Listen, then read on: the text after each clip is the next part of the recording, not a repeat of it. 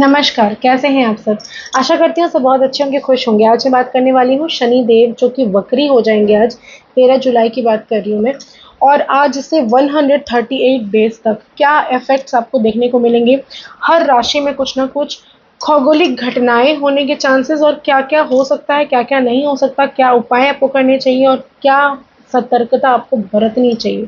इन तमाम तरह की चीज़ों के बारे में आज मैं बात करूँगी, लेकिन उसके पहले छोटा-सा विनम्र निवेदन, अगर अभी तक आपने मेरे और आपके दोनों की यूट्यूब चैनल को लाइक नहीं किया है, शेयर नहीं किया, सब्सक्राइब नहीं किया, तो ज़रूर करिए। क्या-क्या बदलाव आएँगे आपसे, आप समझ लीजिए कि शनि देव जो है वो कर्म फल दाता है और जो कि वक्री हो रहे हैं। कुछ राशियों के लिए अच्छा है, कुछ राशियों के लिए खराब है। लेकिन आम तौर पर क्या सामाजिक रूप पर आपको देखने को मिल सकते हैं। पहली बात तो ये है, किसी न किसी युद्ध की स्थिति वापस से आपको देखने को मिल सकती है जो कि गंभीर होगी।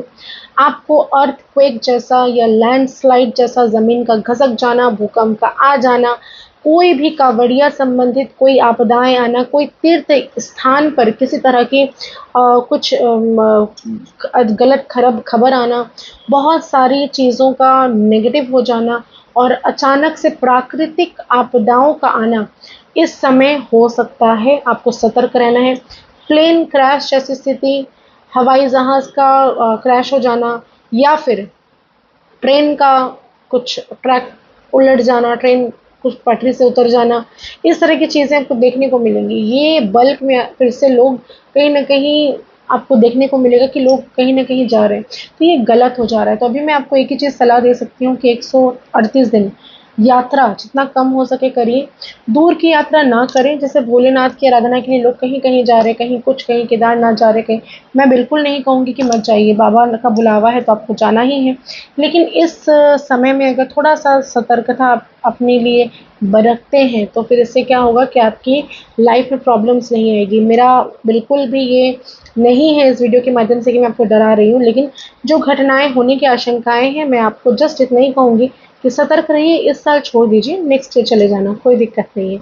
लेकिन फिर भी महादेव को याद करिए, अपने घर से बैठ के मानसिक पूजा करिए, चीज़ों को तीर्थ स्थान की छवि रखकर सामने बैठकर पूजा करें, तो ये आपके लिए ज़्यादा फलदायी होने वाला है इस वर्ष। बाकी भगवान की इच्छा, कहीं पर कुछ भी हो सकता है। इस साल बहुत कुछ मैंने भी खोया अपनी ज़िंदगी में। मैं नहीं जानती कि आप मुझसे जुड़े कब से हैं, लेकिन अगर आप मुझसे जुड़े हैं तो आपको पता है कि मेरी माताजी का भी इस वर्ष देहांत हो गया, जो कि मार्च के महीने में। 2025 में काफ़ी सारी चीज़ें देखने को मिल रही हैं लोगों का। अब लेकिन जब शनि वक्री हो रहे हैं ना, तो आपके कर्मों का फल भी आपको देखने को मिलेगा। आपने अगर किसी व्यक्ति को अपनी माँ से अलग किया है, कोई माँ अगर उस अगले की बीवी से बेटे को अलग करके अपने पास रखती है, तो ये अब उल्टा पड़ने वाला है। कर्म फलदाता है, उनकी नज़र से कुछ नहीं छुपता।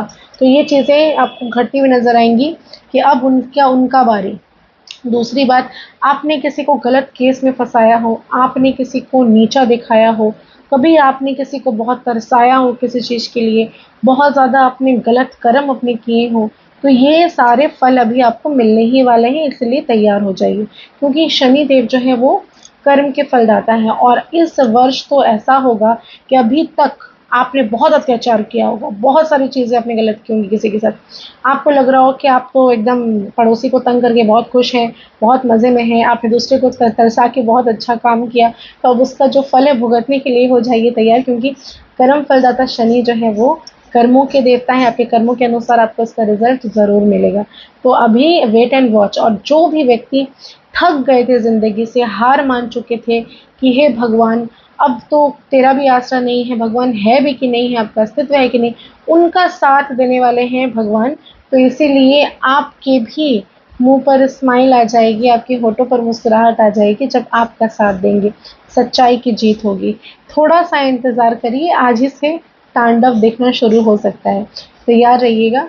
अब मैं बात करने वाली हूँ विशेष उपायों के बारे में जो इन दिनों आपको करने चाहिए। हनुमान चालीसा का नित्य पाठ, अगर यात्रा करना बहुत ज़्यादा ज़रूरी है तो मैं सजेस्ट करूँगी किसी भी हनुमान जी के मंदिर में जाकर बैठकर उनको चोला चढ़ाकर, उनको प्रसाद चढ़ाकर बैठकर वहीं पर हनुमान चालीसा का पाठ करके फिर कहीं जाइए और डेली करिए, नहाने के बाद हर रोज़ करिए। दूसरा उपाय ये है कि शनि मंदिर आपको हर शनिवार जाना है और सरसों का तेल का दीपक जलाकर आना है, थोड़े से काले तिल डालकर उसमें, और प्रसाद रूप में उनको सफ़ेद बताशे बहुत बहुत प्रिय हैं, दे दीजिएगा। और साथ में कोशिश करें कि अभी सीज़न में जामुन का फल आपको देखने को मिलेगा मार्केट में, वो उनको बहुत प्रिय है, वो दे दीजिए प्रसाद में। उनको प्रसाद में आप काला जामुन चढ़ा सकते हैं, जिससे आपको बहुत ज़्यादा बेनिफिट मिलेगा। स्लो जो काम आपका हो चुका है वो बहुत जल्दी आपका चालू हो जाएगा। दूसरी चीज़ आपको क्या करनी है, आपको अपनी माता की सेवा करनी है। जो भी व्यक्ति इस आपकी माँ अगर ज़िंदा है, अपनी माँ नहीं है तो सास ज़िंदा है, तो आप उनको माँ मानकर उनसे प्रेम से व्यवहार करिए, उनको जो चाहिए वो आप ला कर दीजिए, उनकी नीड फुलफिलमेंट करिए। ऐसा कहा जाता है शनि देव जो है वो अपनी माता से, माता छाया से अति प्रिय, बहुत प्रेम करते थे। जो भी व्यक्ति अपनी माँ के प्रति प्रेम रखता है, उनके चरण स्पर्श करता है, उनकी चीज़ों को पूरा करता है, शनि देव की दृष्टि कभी भी उस पर खराब नहीं होती और कृपा दृष्टि सदैव बनी रहती है। जैसा आप सबको पता है, सावन का महीना चल रहा है और शनि देव को, महादेव को ही वो अपना गुरु मानते हैं शनिदेव। वो हर समय महादेव का जप करते हैं, उनके लिए तपस्या करते हैं, उनकी अर्चना करते हैं, पूजा करते हैं, आराधना करते हैं। तो जो भी व्यक्ति हर रोज़ शिवलिंग पर जल डालता है, चाहे आपके घर पर रखे हुए पारद का शिवलिंग हो, क्रिस्टल का हो, या किसी सार्वजनिक मंदिर पे जाके आपने एक लोटा जल चढ़ाने का संकल्प लिया हो, जो भी व्यक्ति महादेव के प्रति प्रेम भाव रखता है, जो भी व्यक्ति महादेव की पूजा अर्चना करता है, उसे भी शनिदेव तंग नहीं करते। संभव हो तो शमी के पत्ते का आप लगा सकते हैं, भोलेनाथ को चढ़ा सकते हैं। इसके अलावा शमी का वृक्ष लगाकर उसमें रोज सरसों का तेल का दीपक जला सकते हैं। ऐसा करने से शनिदेव की कृपा दृष्टि आप पर पड़ी रहेगी। तो जो भी मैंने बताए इन उपायों को करिए, ज़िंदगी को खुश रखिए, सार्थक बनाइए। और कल मैं फिर आपसे मिलूंगी। कल है सावन का सोमवार, और सोमवार के दिन महादेव की पूजा अर्चना करना बहुत ज़रूरी है। 5 चीज़ों से, पंचामृत से कल अभिषेक शिवलिंग का ज़रूर करिए, बेलपत्र चढ़ाइए, धतूरा चढ़ाइए और खूब सारा प्रार्थना करिए। 5 दीपक आप महादेव के मंदिर में जाकर ज़रूर प्रज्वलित करें। आशा करती हूँ वीडियोस पसंद आ रहे होंगे। ज़्यादा से ज़्यादा लाइक करें, शेयर के कमेंट में हर हर महादेव ज़रूर लिखें। धन्यवाद।